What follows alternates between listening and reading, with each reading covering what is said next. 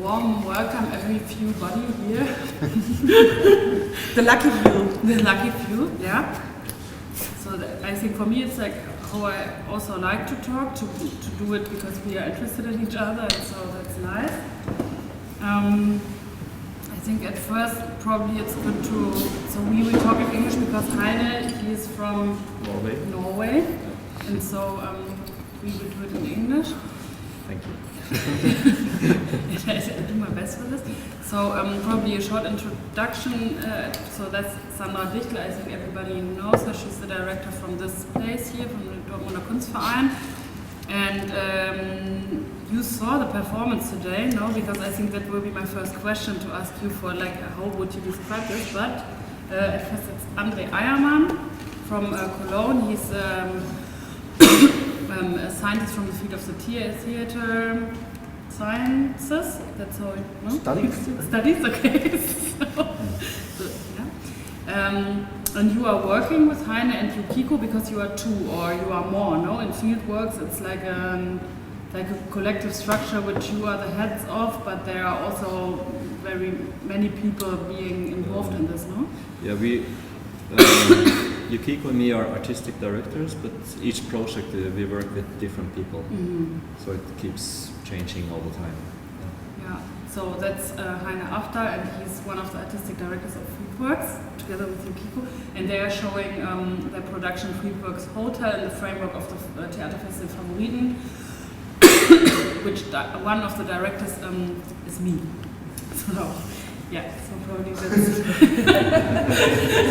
is a short introduction. Yeah. And so, I would really be interested in your position, Sandra, as like a very spontaneous guest today in this performance, which has been taking place, or the next days will be taking place right next to here in the Hotel Unique, which is also a very interesting place. For the ones who didn't see it, they should go there and take a drink or just take a look, probably. Yeah. So you would like to start and just describing without saying too much, because there are some people who will see it. Yeah. So first of all, very warm welcome to the Kunstverein, and thank you for having me inside the room of the Unique Hotel, because I go there since 2009 because I really love the space, because it's, for Dortmund, it's so freaky to have a place like this filled with 35,000 square meters of Turkish marble, and it's called the Turkish Marble Place. And thank you for having me in the performance. So it was very spontaneous that I got there, so I didn't have too much time to think about me going inside a hotel room for a performance, so I just sneaked over there, and then I found myself within this room, and in the first seconds I have to say that I took a lot of mobile pictures, because I needed to have something to show my people, because nobody would believe me that it's looking also inside the rooms like that, yeah. Yeah, like the Osman style. It's called the Osman style. And then there happened something on the TV, so I sat down, and then there was a really nice situation starting with me being some kind of a viewer of a spectacle happening in the room, in the same room I was sitting in, which also gave me the strong feeling that I was observed, because it was, the picture I saw was made with some kind of a control camera. And then there was something happening with sounds. So there was a guy coming inside the room, and he was filling, for example, a glass of water, but the sound happened inside the room. So it was not just inside the television, but it was inside the glass, the water glass. And this idea of moments continued. So the guy was writing me a letter on the television, and then he put it inside the trash can, but I heard it really inside the can, so I went there and I found a letter for me, which is really spooky. And then then it happened that the guy was coming again, and he was really frightening me. So he was there was a change between me and him, and always there was a change between me and him getting, in a way, lucid or transparent. So he was like a ghost that really frightened me. He was coming from behind the chair and I was looking at him, and then once I really had to go to the other side of the room because I really started to be frightened or scared in a way. And then suddenly the whole situation changed again, and we were dancing. I don't know how you got me there, because it just happened, but I was really dancing. Like a pair with my ghost. Yeah. And after a while he disappeared and I followed him. And he was really going down the hall of the hotel, and I tried to get him, but I lost because he knew where to go. Yeah, this was it, and I really liked it. I was really happy afterwards because it really made me laugh that I was frightened, and also that you made me dance. Not. Of course. Yeah. Okay. Yeah. It's a very different how each spectator reacts. It's very different. So some people get scared, and some people are just laughing, or or some people just sit still all the time during the whole performance. They don't move anything, and so that's also, and so we are performing. I'm performing live all the time. Although it can look like sometimes it's a pre-recorded video, but actually I'm doing everything live. So that's some of the challenge that the performer have in trying to connect in a certain way with that person through the image or through the sound in a certain way. So so it's always kind of exciting, like, what kind of person are you? Obviously I'm really like to get. Maybe. Like to move, Sandra. But so I think it's not that. So it was maybe really because of the fact that I wasn't in a way prepared. So this helps a lot. If you think too much, maybe it's getting harder. And for me, I think it's interesting how you describe it, because there are like two aspects which I would like to be focused on probably a bit. One is how do contemporary media practices, make possible to receive or to be in this performance, because I think, if you think about this 20 years beforehand, there are some agreements on which this also in terms of Wahrnehmung, reception, which this performance is based on, which is kind of an epistemic, aspect also.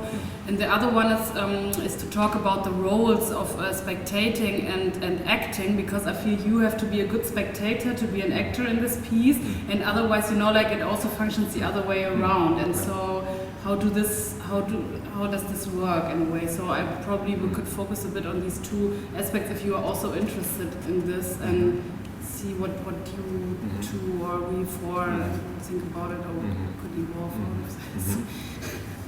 Yeah, I mean, in several of our work, we have been very interested in working with the presence of absence.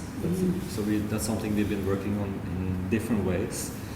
So, and that's something also in this piece we work a lot with. Also, this expectation of when you go to a place to see a performance, you expect to meet someone physically somehow.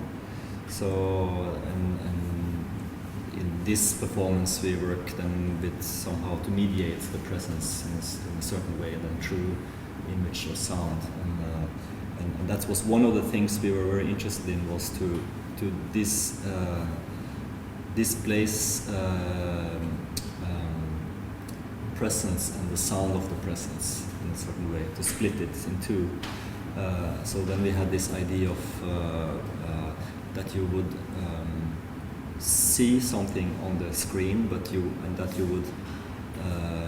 would hear the sound of these actions in the real places where you see it on the screen.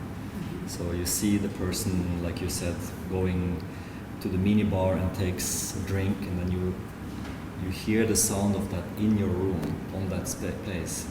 Or the person go to the bathroom to take a shower, and then you hear in your bathroom the sound of shower, so it makes you really quick. Makes you move or go to look for the presence, but the presence is not there. So yeah, that's was one of the things. And then also what we were interested in to work with in this performance specifically was which in a way also relates to kind of a mono-international culture where everything starts to look the same everywhere. So we were interested in responding to the site of a hotel and responding to this fact of the rooms being exactly the same. And then we wanted to merge two rooms to become one room. And then work with somehow the presence or traces of all these people that are passing through this room. And when you come to the hotel, it looks so clean, it looks like as if nobody has ever slept in that room, but in fact there's just hundreds or thousands of people have slept in that bed. So this is for some of the we wanted to work with these traces of presence in a certain way. And like, why did you make the decision to have this like representing figure on the screen? Because that's, you know, like a strong element for me on in this work, that this happens, and also that I accept it, you know, like that I am able to interact with a person who it's obvious that you are not there because you are on the screen, but you know, like it's really possible in this avataric sense to interact in a physical way. So I was really, that was something that made me think about it a long time when I saw it in Essen. So it's some time ago, so I can see it here, but... I think maybe something to do with that we displaced the sound. So the sound is spread in the room with many small speakers, wireless speakers. So you don't, well, if you really look for them, you will find them, but if not, you will not see them. So I think that was the feeling that there's something uncanny or something is. It's also indicating that it's not your room which you're seeing on the screen, and it's not a pre-recording of your room, but it's another room, and it's a live transmission of the picture of this other room. You kind of, the person, I think, has the function to indicate this. I think also you start, when you see it, you are not totally aware that you think this is kind of pre-recorded action or something. I didn't get it, so actually... But then I didn't ask myself, I thought it was really good done. But then as the performance keeps going, you start to realize that this must be going on happening live somewhere. Yeah, or anyway, I stopped really reflecting on that right because I was dancing or doing something else, sneaking around the place, searching for sound and guys taking a shower. Yeah, for sure. So I lost the moment where I was sitting there thinking about myself, what should I do, or I don't want to miss something. So this is my first was my first thought. So hopefully it didn't stop. It didn't start already, and I didn't get it. So.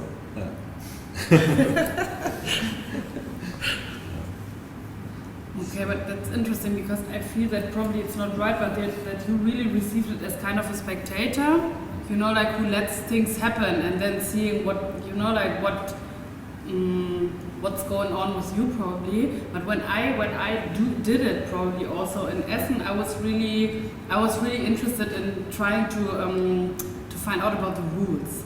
So I was really very tactic, you know, like I was thinking, okay, so when I do this now, what will he do then? Like, how does this work here? And so I think there will be many more ways to recept or to, you know, like to do this thing, which is, I'm not sure if the role of the one who is visiting, is it really fixed, or are there different, you know, like different modes of being a visitor in this work? I guess so, no? Or different. Well, we have a kind of a structure that we go through, but then what we do within the structure is always completely open. So it's kind of, we try to also respond to the reaction of the audience and then see if you can build something on that. So and sometimes the performer will initiate something and then see what happens, and sometimes the performer will just take a step back and wait and see what happens, and then respond on that. So that's it's so that's, and some people just sit in the chair and just don't move anything. So that's also interesting in a way, that how each person makes certain choices, and then it becomes more about whether you're sitting or you're moving, you still become an image of something. So then it becomes more about how the performer responds to that situation. So that's it's always kind of challenging for the performer to figure out what's going to happen. But Andre, what did you how did you conceptualize what you were experiencing, and what did you do when I saw it? Yes. I did several things. I think first I was rather waiting, not doing so much. I'm not the participative guy. Yes.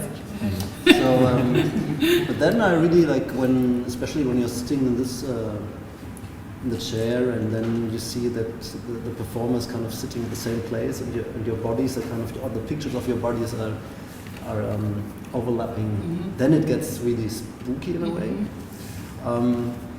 But it's also spooky, or not. It's also interesting to see your own picture in the TV, which you're kind of deprived of your own picture. And I think that's an interesting aspect of the work with regard to surveillance, because it kind of shows you how you kind of always display a picture actually in public space. And then I did several things. I was also finding this letter, and there was one moment where I took the towel and covered the camera, which is hidden in a bit. Oh no, I don't check.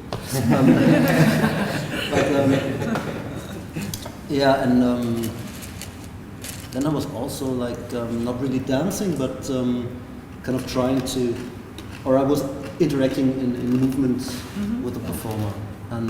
But what I found interesting, so I also had this moment when you see the performer, or when you see both of your pictures on the TV, and the performer is is always blending in and out, and disappearing and appearing again on the and the then screen. you're disappearing and you are again coming, and it's really changing. I really like that. I also had this moment that at the moment he disappeared in the picture behind me, there was a curtain actually, and he was coming under the curtain. Yeah. And there was also to me. So it kind of really it plays. involves, and what it's really interesting for me, and it also refers to your question from the beginning, is that when you described that you were kind of getting afraid a bit of it, that you mentioned the surveillance camera, but for me, I had the feeling that your fear didn't have so much to do with the fact that you were surveilled, but rather with the fact how these pictures and how these rooms relate to each other. This was for sure the fact. So, and I think maybe fear is always irrational in a way, and you can be really afraid, and in the same time knowing that there's no reason for it, and it's the same for a child as for an adult. So. And it's the same in the dark outside alone as in this hotel room, because for me, this special kind of room situation, this special space is full of ghosts in a way. So the what you meant when thousands of people have been sleeping there, and it's really filled in a way with this kind of energy that somebody was there and somebody will come, and somebody is also coming when I'm not there, cleaning it up and leaving something behind. So it's after a while you think suddenly someone's going to come out of the closet or something. Yeah, I really could imagine that it's happening. I thought, okay, no, he's not sitting inside the desk. Now, with regard to this question, how do we relate to this apparatus of surveillance which surrounds us everywhere now? Like you asked, how would it have been possible to do this piece 20 years ago? Of course, I think it would have been possible, but it would have caused totally different reactions. I think this frightening aspect, or this what would have been experienced there in the first row, would be would have been the fact of being surveilled, and then Oh, there's the surveillance maybe. come up, but who of us cares that there's surveillance come up? But 20 years ago, everyone and they would have been running away after 2 minutes for sure. So when you remember the thing with the radio play, when they thought the Marsianer are coming, so this is like, I think the reality was more like real, like it is today. So, but I think it's interesting that it's more a fear of this, like blurry form of existence, probably, which you don't know really what it is.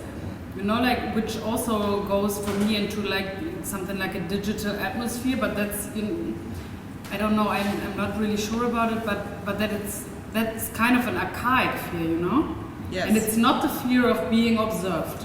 No. It's like as a curator, I would say it would perfectly fit inside some kind of an alchemist, ghostly exhibition. Perfectly. And that's maybe due to kind of that we kind of became, in a way, of course, acquainted to this conditions, and that it kind of, on the one hand, you could say, oh, wow, that's strange. That's actually very dangerous.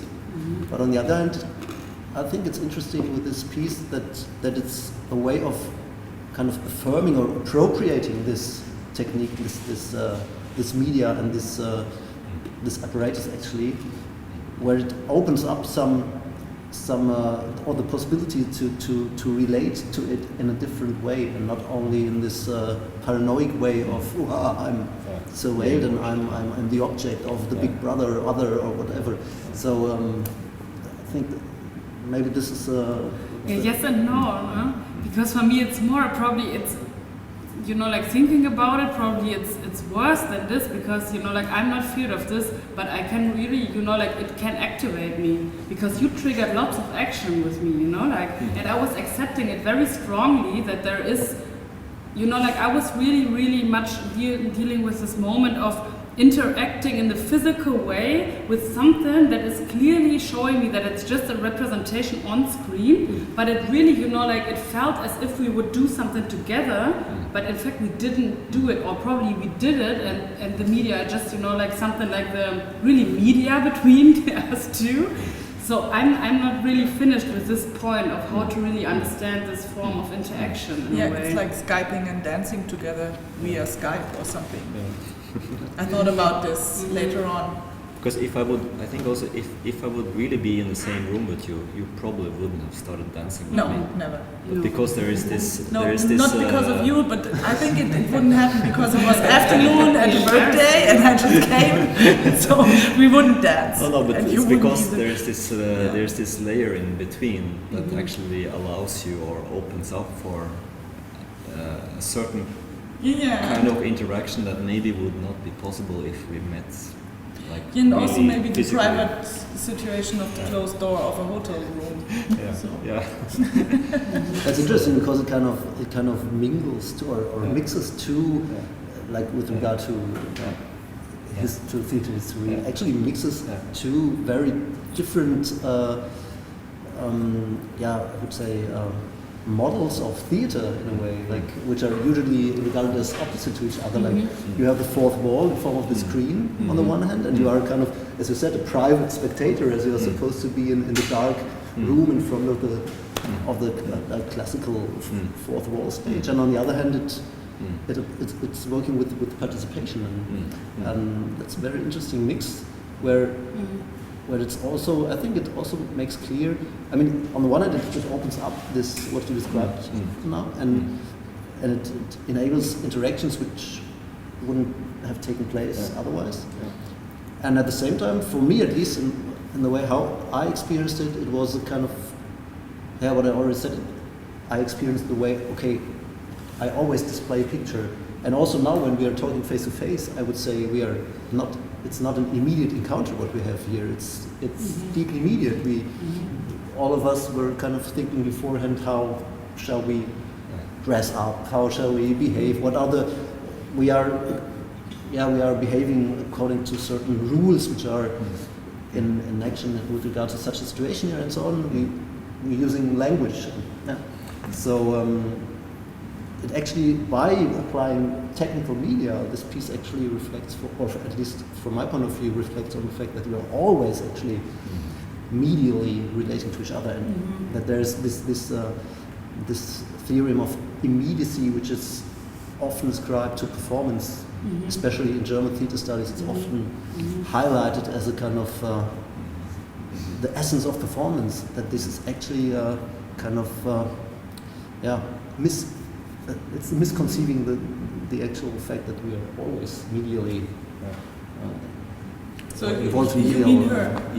Okay, her, yes, it's her. So maybe. Wrong preparation. But it's not only her, I'm sorry. So it was like very nice because there was some kind of email contact beforehand that wasn't meant to be, I don't know, it just like crossed my computer, because I think it was between you, Felicitas, and you, and there was the name of her, and she was very important in my studies as an art historian, and I never heard her. Fischer-Lichte, Erika, die gute Erika. But I had her again because we also focused on performances 2 or 3 years ago. So, but I really like the idea and the moment of having this talk here, because I think maybe in a way it's very funny that I met somebody from the art council of Dortmund, and because I suggested you for a jury for an art contest. And she was asking me, why did you have her in your list? And I was like, okay, maybe you're gonna have a look at her festival, because it's really crossing all the borders, because they are not existing anymore. And it's very interesting to sit here in a way with you, because you're like really coming from the classical side, but also you're like in your practical work, you're really close to performance arts, or to your what you did in the last years. Yeah. Actually, more than this thing for the classical. Yeah, but in a way, you just like you. When I read about you, I read that you were running the institute for. No, you were working on the institute for. working On the institute for theater theory. So. Yeah, but not running. Okay. Yeah, maybe you want to say a little more about your working together in the last years and how it happened and what you're doing right now together.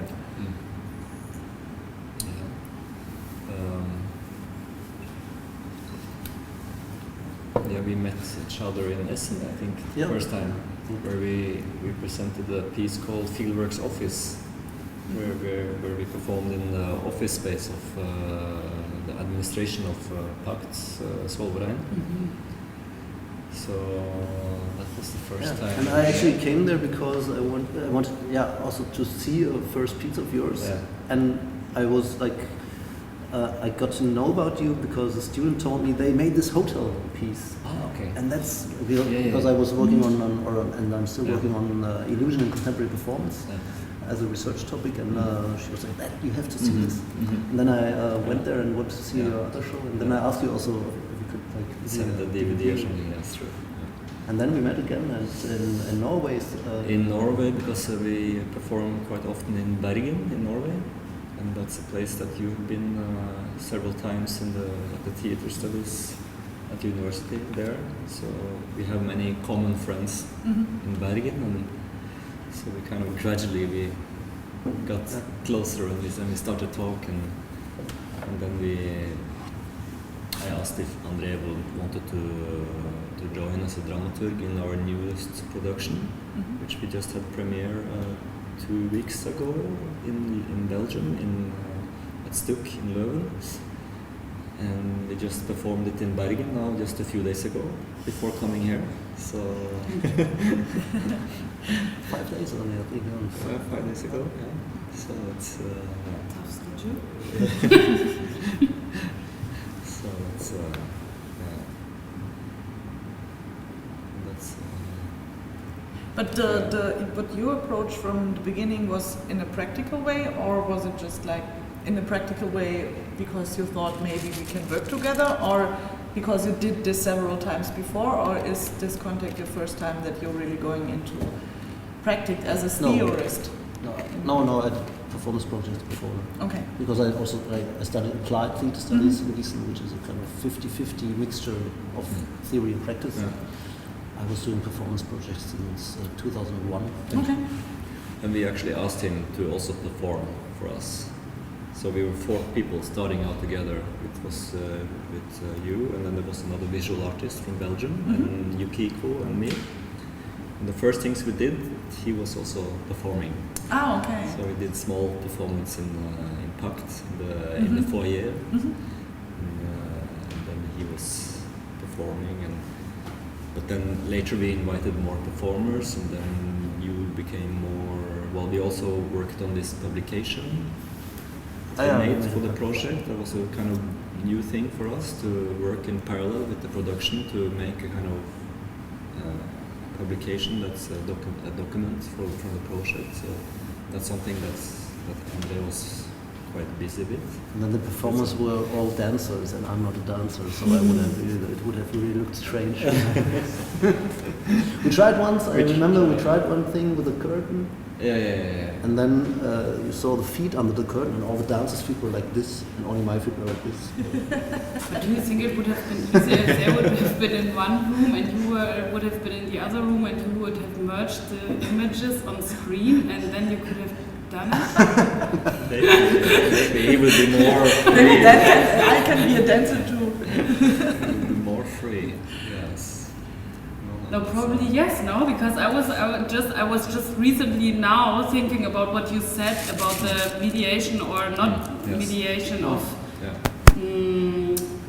behaving or of acting, you know, like in reality, and that you were saying, Sandra, that you wouldn't have done this dancing there, which was not meant as a performance, but just as a, you know, like as an action, if you would have not have been the distance between you in this way of the screen, but at the same time, you know, like he saw how embarrassing it was in a way, or you know, like, and you saw how embarrassing he was reacting with you. But what does this, you know, like this small piece in between, what does it do to this, and what does it also do to the roles that we play? Because as I said before, and I really feel very strongly that both sides in a way are. That there's this fluidity between being a spectator and an actor, or probably it's something, probably these words are not appropriate to describe what's going on. Well, I could say maybe how we came to this project, maybe a little bit, was also it came a bit from another project. We did a production that was called Closer, which was a performance where audience and spectators were sharing the same space. And the audience had wireless headphones, and the performance was working on taking distance and getting closer to the audience. So this working on this kind of relationship of zooming in and out somehow. And but in that piece, we felt that if we would go really close to the audience, but if I would get so close that I would touch you, it would break the contract somehow between the performer and the spectator, so it would kind of fall apart. So after that piece, we really asked ourselves then, how can we work with touch? How can we work with touch between the performer and the spectator, and but still keeping this the contract somehow, that we don't break the contract.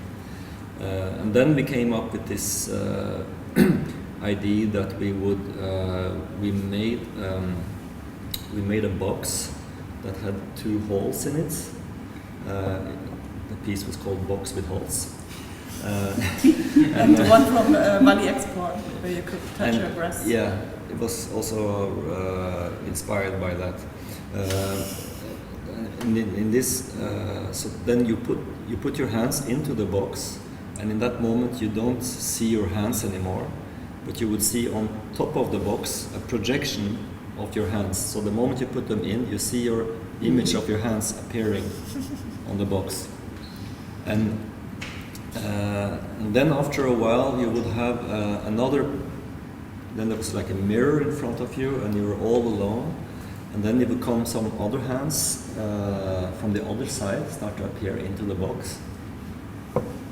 And then you kind of withdraw a little bit or a little bit, and then you try to. Actually, most people try to actually touch the hands, but then realizing there's nothing to touch, so it's kind of ghost hands. So it's just air, Which is sad. and then goes on a little longer, but then suddenly the hands become real. So like so something like the hands become really, you can touch it, and in that moment it was then we start to work with different kind of qualities of touch, and the whole thing gets into a massage with a massage cream and things like that. and then after a while it comes in some paper and things like that. But the most interesting thing about that was that because we mediated the touch, it was okay to touch somehow. So that because you didn't see the touch directly, but you saw it only through another media, which was the video, and because of that it became more like easy somehow to and it's allow like a it. tool to get the people opening themselves. So the video became some kind of a mediator between these two people who could then allow this meeting, this touch meeting to happen. So so that was a bit similar idea that we use in this hotel performance. Did you see this, Andre? This box with holes? No. It's interesting because it's also, I think it has to do very much with the aspect of imagination, that you can first kind of play it through in your imagination how it would be to touch before the touch is actually taking place. And it's And also then you can kind of the things you can't get. So it's if it's not there, maybe you are really in a way sad because you can't touch anything. And in the moment you're getting sad about it, they are appearing, and then you're very open to touch them. So it really plays with the emotions of the, or it works with the emotions maybe of the people. But also it opened up for the tactic, the sensation of touch more. Like that you would be more, I think, more receptive for the different kind of qualities of touch.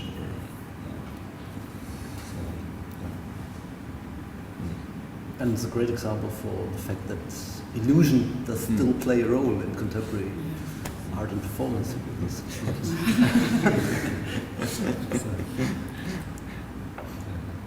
I have to see it, touch it. Just touch it. Yeah, but in which way, like, because it's like a probably reconfiguration also of illusion, no? Being, like being possible to be explained at the same time as being experienced or something, no? Is it not like this, or how would you describe this? Because I think you're more the expert than I am, Yeah, I mean, it's very interesting because when you look at the historic discussion about this term illusion, there are so many different conceptions of illusion actually, especially starting in the 18th century, in the era of Enlightenment. There's just illusion is not doesn't equal illusion. If the one says illusion, it means something completely different than the other theoretician. So that would maybe lead too far. But actually, how proponents of the Enlightenment conceive of the term is not that it's a kind of simple deception or something where we just don't know about it, but it's actually aesthetic illusion actually means an experience where you at the same time know about it and believe it in a way. So and of course there's several, and I think you play with all of the different aspects. There are, of course, deceptions which can take place. So you can, for example, when you enter the hotel room, you can, for example, be deceived and you maybe think, that's the picture of my room which was pre-recorded, but then you will recognize, oh no, it's not, it's live and it's another room and so on. And you also play with this, with a kind of what I would call a hypnotic illusion, where you first know about it and it's totally clear how it works, but still you get, you kind of get sucked into it and you immerse in it, and then there are also moments where it's totally clear. You don't have this effect, so that it really affects you. But still, there is this kind of belief in even though you know how it's produced. And those different aspects really are not just you want to see the other there and the next one there. They are really and it's an interplay of these aspects which are producing the others and so on. And which is also possible, not like as a fixed position, but that you as a visitor also can be for a part of this work be the generator of the vision, no? Because sometimes it's just like clear that you are doing this now yourself because you want to do this. So that's also for me it's an interesting aspect of this, so that you get a producer for a while at least, not for all the time, because as you said, it's different aspects which are, which it consists of, but that this also can take place, but without not being an illusion or not being this kind of very intense moment also, because for me it's also a topic of intensity or... And it's also freedom maybe, because I think there's a lot of people that are really hating performance, or they don't like to be somewhere because they are always afraid that they have to do something, or that somebody is watching in their face and looking how they're reacting, and in a way they're really free inside that room, or they feel free, or they can be free because there's the choice of, as you said, just sitting there. I think it's very dangerous when you have when the performer have a very specific expectation towards how the audience will respond or react. And that's very dangerous. That's really tricky business. Because then it's like that's something for us is very kind of whatever the audience do is the right thing, and then we have to just deal with it and respond to it. Yeah, and in a way it lives from the differences between the audience. Maybe probably the most of it for you, but as you said, you somehow had this level of reconsidering or thinking about it. As you said, you made a publication. Maybe then you think about it. What was or do you reflect that fact?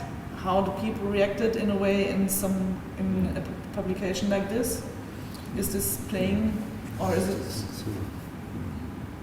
Because in a way, I don't know how the other ones are reacting, but I think it's really interesting what happens.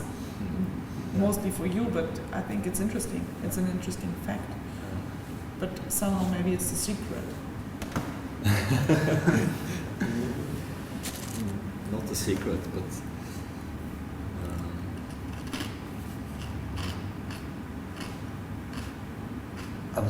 of course we reflect on it. And I would say it's just with regard to this specific publication, it mainly covers the production process. Okay. And it describes also two of those performances you mentioned, which we did at Pakt and also in Szczecin in Poland. But there it refers mainly to the call it staging or choreography. Okay. And those texts doesn't refer so much to the audience reactions, but it's mainly also about our way to develop material and to the reference points we had and so on. So it's, but of course we talk about the different. So in Bergen, for example, there were two performances which were very different regarding the audience reactions and also the amount of people which also influenced this. But from the beginning there was a completely or I don't know how you experienced it, but I had the feeling that really from the beginning in the second performance it was a completely different attitude of the audience members than in the one before. It was really interesting to see this. And there, of course, I mean, there you have to say Elka Fischer-Dicht is of course also right when she talks about an autopoietic feedback loop, which like on which the way a performance occurs depends. Yeah, it's of course we can see it in every performance that it's always also dependent on the reactions between audience members and performers. But nevertheless, there are enough examples where, for example, such a autopoietic feedback loop is not in process all the time in a performance, or where it is kind of interrupted, or like And there in the hotel piece, it's funny. You also have a kind of automatic feedback loop, but not due to the conditions which, for example, Erika Fischer-Lichte describes as the main characteristics of performance, but due to technical media. You can talk about different levels of this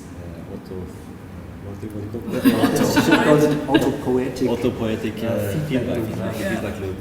So it's there, but it's somehow displaced. To image and sound is not matching; they are separated, and so there's like.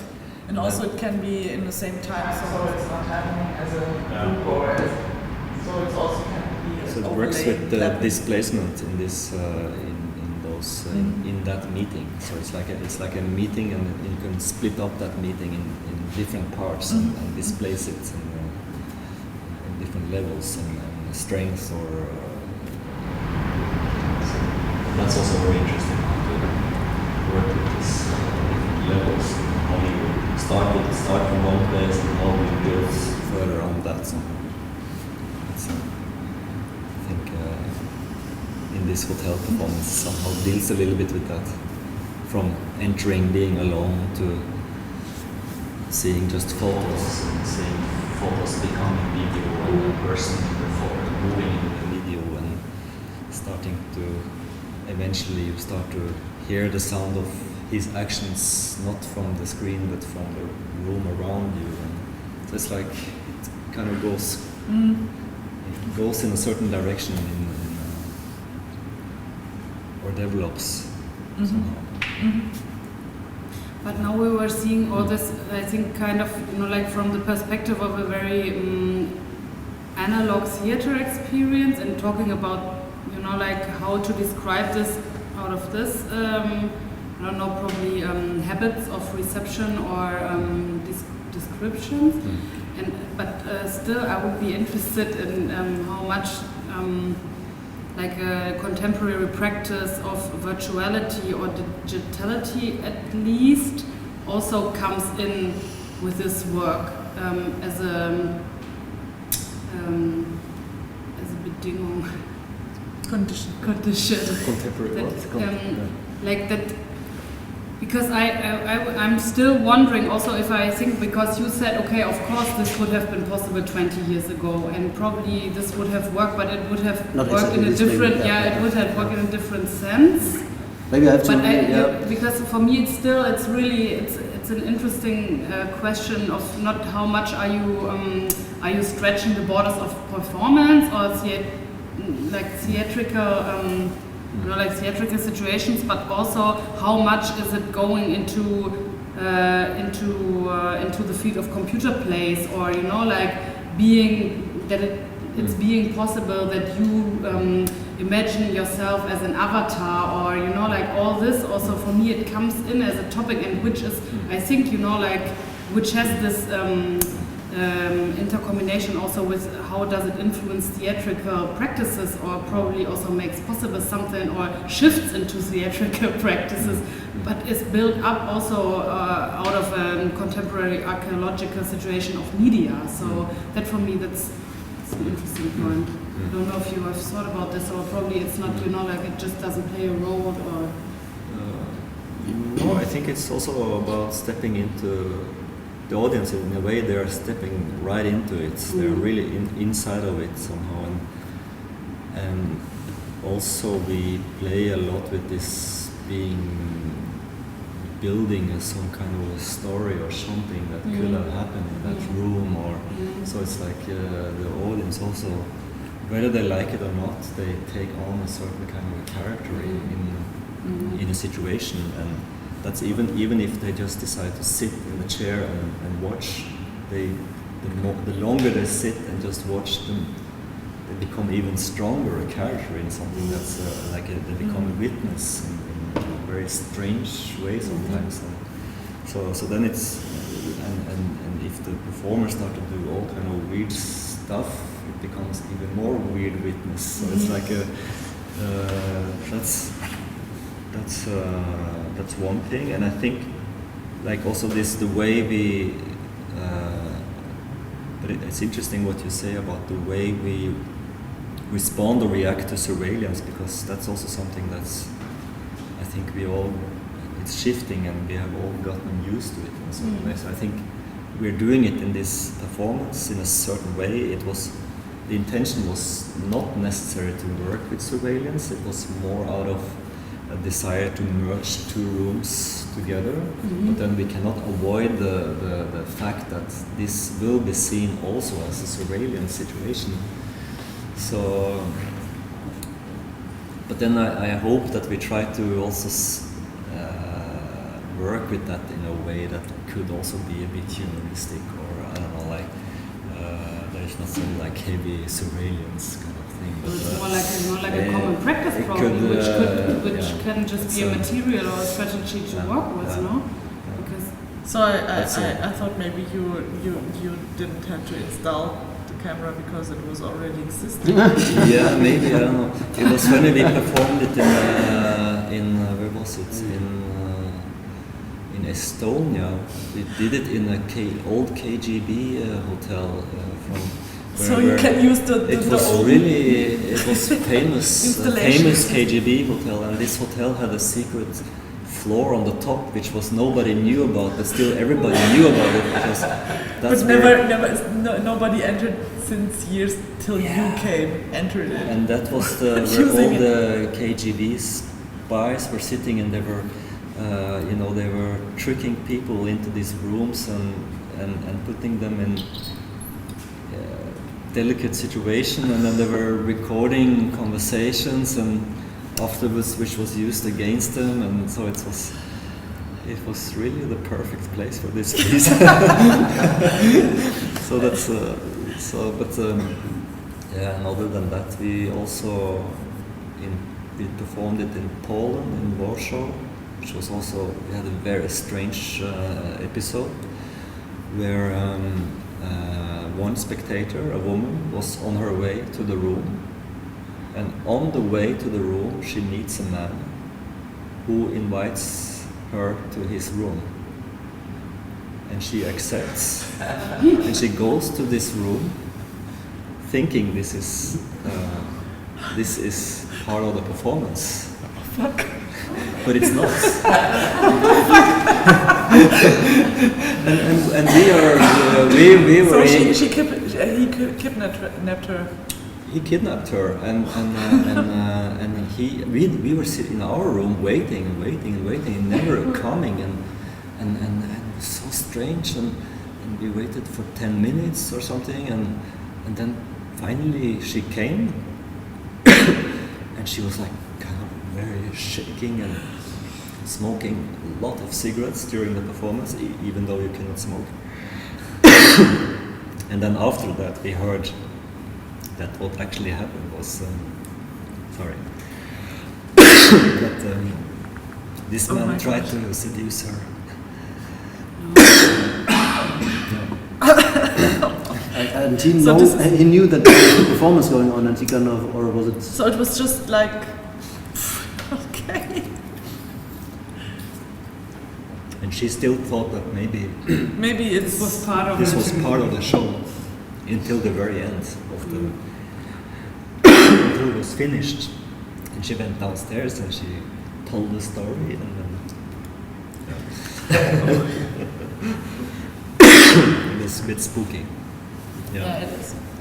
Scary. I think that's also like something like you organize a performance in normally you have it inside of a theater space, so it's inside of some kind of controlled forms, and then when you start to do projects outside of that, you're working in much more kind of unprotected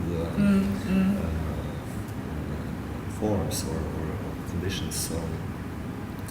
So that's also like interesting to see how you can place things into the or insert performative situation into the real world or outside the theaters.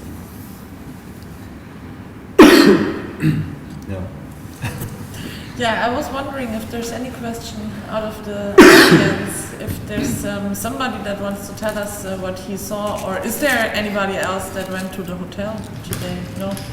But you are going tomorrow. Day after tomorrow. the day after tomorrow. So hopefully it's not too much information Just- in the details. I'm not quite sure, but of course I'm very interested in what Andrea said about the towel, because of course that is kind of the interaction you can think of. That I don't know, but after what I heard, I think of course you're kind of exposed in a way in this private space, but of course there is this technical. There are these technical devices which can fail, and you can make them fail, of course. Yes. So I really like the idea of having this.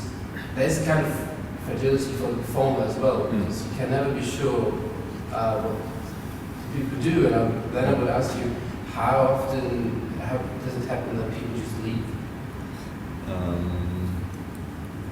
It hardly never happened, but maybe one or two times or something. But I think we did it done it quite a lot. So, but some people would get upset. For instance, in Warsaw, for instance, again, there was an older man who had experienced some of this kind of surveillance in a bad way in his own life, and he reacted quite. He was quite upset, and he started to camouflage and cover things, and so that was.